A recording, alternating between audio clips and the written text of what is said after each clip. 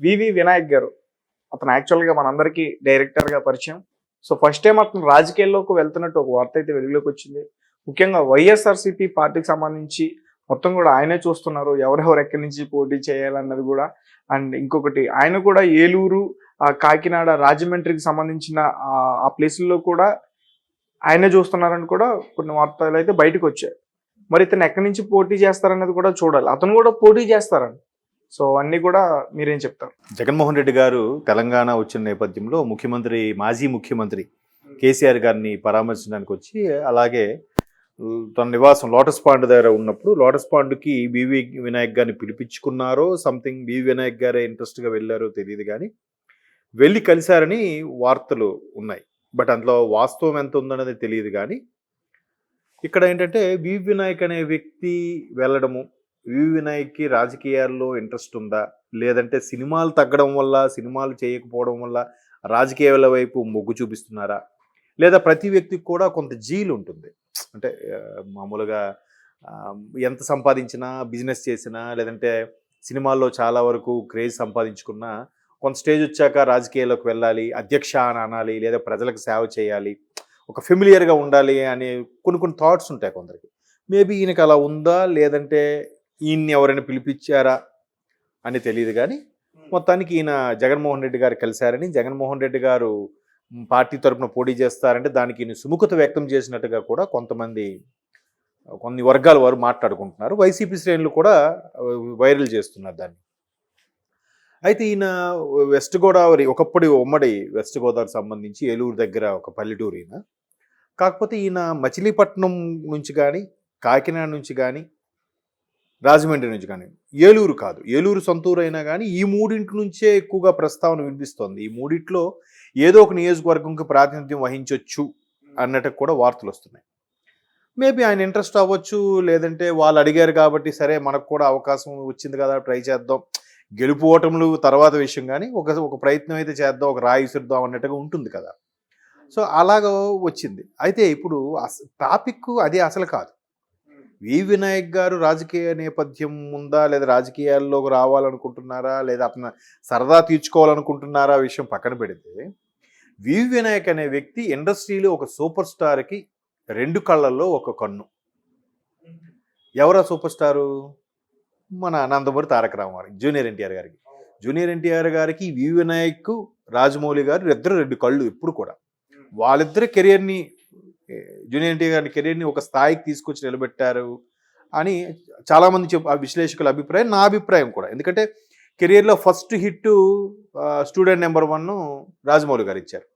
కెరీర్లో first black buster ఇచ్చింది వి వినాయక్ గారు ఆది సినిమాతో కదా. ఆ తర్వాత అదుర్సు సూపర్ హిట్. అంటే తెలంగాణ ఉద్యమ నేపథ్యంలో సరిగ్గా ఆడలేదేమో, కానీ ఇప్పుడు టీవీలో అది 100 days అవుతుంది. అది టీవీలో శాటిలైట్లో 100 days వేస్తున్నారు. నిజంగా 100 days వేసేసి ఉంటారు అదృష్టం. ఆ కామెడీ కానీ, ఆ టైమింగ్ కానీ, ఆ స్టోరీ కానీ చాలా బాగుంటుంది. ఇకపోతే రాజమౌళి గారు నాకు తెలిసి ఎక్కువ సినిమాలు చేసింది ఎన్టీఆర్ గారితో. స్టూడెంట్ నెంబర్ 1 కానీ, తర్వాత సింహాద్రి, యమదొంగ, ఇప్పుడు RRR. 4 సినిమాలు ఇంకెవరితోనూ చేయలేదుగా, ఒక్క ఈయనతోనే చేశారు. సో రాజమౌళి, వి వినాయక్ అంత ఇంపార్టెంట్ గల వ్యక్తులు. అయితే ఇప్పుడు ఈయన వి వినాయక్ గారు అయితే గీతే ఎన్టీఆర్ గారు ద్వారా టీడీపీలోకి వచ్చి పోటీ చేస్తారు, కానీ వైసీపీలోకి వెళ్ళి చేయడం ఏంటి అనేది ఇప్పుడు చాలామందికి question mark. So maybe NTR గారే వైసీపీ వైపు వెళ్ళినప్పుడు ఈయన రెఫరెన్స్ ఇచ్చారా, లేదా ఈయన ఏమైనా సిఫారసు చేశారా అనే కూడా కొన్ని సందేహాలు వ్యక్తమవుతున్నాయి. బట్ వి వినాయక్ గారికి కూడా కొంత ఇన్ఫ్లుయెన్స్ ఉంది కాబట్టి, ఆయన ఒక మంచి దర్శకులు కాబట్టి, ఠాగూరు చాలా మంచి సినిమాలు తీశారు కదా, మంచి commercial director, Lakshmi, Chennakesava Reddy. So ఇట్లాంటి వి వినాయక్ గారికి ఆ స్థాయి ఇన్ఫ్లుయెన్స్ ఉంది. జనరల్గా సినిమా ఇండస్ట్రీలు ఎక్కువగా పరిచయాలు టీడీపీ వైపు ఉంటాయి, కానీ ఇట్లా వైసీపీ వెళ్ళడం ఏంటి, మేబీ ఎన్టీఆర్ఏ సిఫారసు చేశారా, ఎన్టీఆర్ ఈ మధ్యకాలంలో టీడీపీకి దూరంగా ఉంటున్నారు కాబట్టి ఈయనే సిఫారసు చేశాడు పంపించారా అనే వార్తలు కూడా కొన్ని వస్తున్నాయి. లేకపోతే చెన్నకేశ్వరరెడ్డి స్టైల్లో అంటే పొలిటీషియన్స్కి ఏమన్నా స్క్రిప్ట్ రాస్తారా సార్ క్యాంపెయిన్కి? క్యాంపెయిన్ అంటే చాలా మంది ఉంటారు, గోస్ట్ రైటర్లు ఉంటారండి చాలామంది. క్యాంపెయిన్కి డైరెక్టర్ గారే రాయక్కర్లేదు, మంచి మంచి రైటర్స్ ఎవరైనా రాయొచ్చు. దానికి తగ్గట్టుగా చాలా వరకు ఉంటారు కూడా కొంతమంది, వాళ్ళని హైర్ చేసుకుంటారు. ఆ పర్టికులర్గా ఎలక్షన్స్ టైంలో హోర్డింగ్లకు కానీ క్యాన్వాసింగ్ సంబంధించి కానీ యాడ్స్ సంబంధించి కానీ ఎలక్షన్స్ టైంలో కొన్ని రకాల పాటలు కూడా రిలీజ్ చేస్తారు పార్టీల తరఫున. క్యాన్వాసింగ్ వ్యాన్ తిరుగుతూ ఉంటాయి కదా. సో అటువంటివి కానీ వాళ్ళు కొంత రైటర్ని హైర్ చేస్తారు, వాళ్ళకి పే చేస్తారు, వాళ్ళు రాస్తారు కూడా. బట్ ఎంత స్టార్ డైరెక్టర్ని అయితే పెట్టుకోరు. బట్ ఈయనకి మచిలీపట్నంలో కానీ కాకినాడ కానీ రాజమండ్రి కానీ ఏదో ఒకటి, అది ఐదు పార్లమెంట్ నియోజకవర్గమా లేదంటే అసెంబ్లీ నియోజకవర్గమో తెలియదు కానీ ఒక స్థానం నుంచి పోటీ చేసే అవకాశం ఉందని వార్తలు వస్తున్నాయి. దానికి ఈయన కూడా వైసీపీ తరఫున సుముఖంగా ఉన్నారట మన వైవి వినాయక్ గారు. అయితే జనరల్గా ఏ ఇండస్ట్రీ, ఎస్పెషల్లీ సినిమా ఇండస్ట్రీకి సంబంధించి ఎక్కువగా పార్లమెంట్ వైపు మొగ్గు చూపిస్తూ ఉంటారు. అంటే అసెంబ్లీ అంటే లోకల్గా ఉంటుంది, పార్లమెంట్ అంటే నేషనల్ లెవెల్లో ఉంటుంది, కొంత గ్రిప్ వస్తుంది, కొంత ఇన్ఫ్లుయెన్స్ పెరుగుతుందనే ఉద్దేశం, మరే ఇతర కారణాలు తెలియదు. ఈవెన్ ఇంతకుముందు హిస్టరీ తీసుకున్నా కూడా మ్యాక్సిమం హీరోలు కానీ ప్రొడ్యూసర్లు కానీ ఎంపీగా చేసిన దాఖలాలే ఉన్నాయి. ఇప్పుడు మురళీమోహన్ గారు, కృష్ణ సూపర్ స్టార్ కృష్ణ గారు, జమున గారు ఒకప్పుడు వాళ్ళు, తర్వాత జనరేషన్ వాళ్ళు కూడా చాలామంది ఉన్నారు కదా. చిరంజీవి గారు రాజ్యసభ చేశారు, పార్టీ విలీనం చేసిన తర్వాత రాజ్యసభ చేశారు, బట్ లోక్సభ చేయలేదు. సో అలాగా జయప్రద గారు లాంటి వ్యక్తులు సినిమాల్లో చాలా వరకు చేశారు. జయసుధ గారు మళ్ళీ ఎమ్మెల్యేగా చేశారు కానీ. సో అలాగా ఉంది కాబట్టి ఎంపీకి ఎక్కువగా మొగ్గు చూపుతుంటారు. అది మరి ఎన్టీఆర్ గారు రిఫరెన్స్ చేశారా ఏంటి అనేది విషయం తెలియదు కానీ లోపాయకారంగా ఇట్లా ఈయన కూడా రిఫరెన్స్ ఇచ్చుంటారు అనే వార్తలు అయితే కొన్ని వస్తున్నాయి. దాంట్లో వాస్తవం ఎంత ఉందో మనకు తెలియదు. బట్ మొత్తానికి వి వినాయక్ గారు మాత్రం వైసీపీ తరఫున బరిలోకి దిగబోతున్నట్టుగానే ఎక్కువ మంది, నాకు ఇన్ఫర్మేషన్ ఇచ్చిన ఎక్కువ మంది మీడియా మిత్రుల్లో ఈ విషయం చెప్పారు. లేదు వి వినాయక్ వస్తున్నారు, పోటీ చేస్తున్నారు అంటాను. మేబీ అంటే సినిమాల్లో క్రేజ్ తగ్గడం, ఈ మధ్యకాలంలో సినిమాలు ఏం లేవు. హీరోగా సినిమా ఏదో ట్రై చేశారు, బహుశా అది రిలీజ్ అయింది లేదు కూడా నాకు తెలియదు. వి వినాయక్ గారు హీరోగా కూడా స్క్రిప్ట్ రెడీ చేశారు, కొంత షూటింగ్ షెడ్యూల్స్ కూడా కొన్ని రెడీ అయ్యాయి, షూటింగ్ పూర్తి. ఆయన హీరోనా? ఆయన హీరోగా. బట్ అవి కూడా తెర మీద సరిగ్గా రాలేదు. మేబీ ఇదొక యాంగిల్, ఇప్పటి నుంచో ఉన్న కోరిక అయి ఉండొచ్చు, ఇటువైపు కూడా డైవర్ట్ అవుతున్నట్టుగా ఇన్ఫర్మేషన్ ఉంది. చూద్దాం, ఇంకా 1 or 2 days తెలియనా, లేదంటే సంక్రాంతి తర్వాత మనకు అన్ని క్లారిటీ వస్తుంది. ఎందుకంటే చాలా వరకు వైసీపీ వాళ్ళు కూడా సిట్టింగ్ వాళ్ళని మార్చుతూ ఉంటున్నారు. మిగతా వాళ్ళు కూడా వాళ్ళు జంప్ జలానికి రెడీగా ఉన్నారు, టీడీపీ జనసేనకి వెళ్దాం అనుకుంటున్నారు. టీడీపీ జనసేన అలయన్స్ అయింది కాబట్టి అక్కడ ఆల్రెడీ సీట్ల సర్దుబాటులో కొద్దిగా డిఫికల్ట్గా ఉంది కాబట్టి ఇంకా ఆప్షన్ లేదు కాబట్టి ఖచ్చితంగా వైసీపీలో ఉండిపోవాలి, లేదా కాంగ్రెస్ వైపు షిఫ్ట్ అవ్వాలి కదా.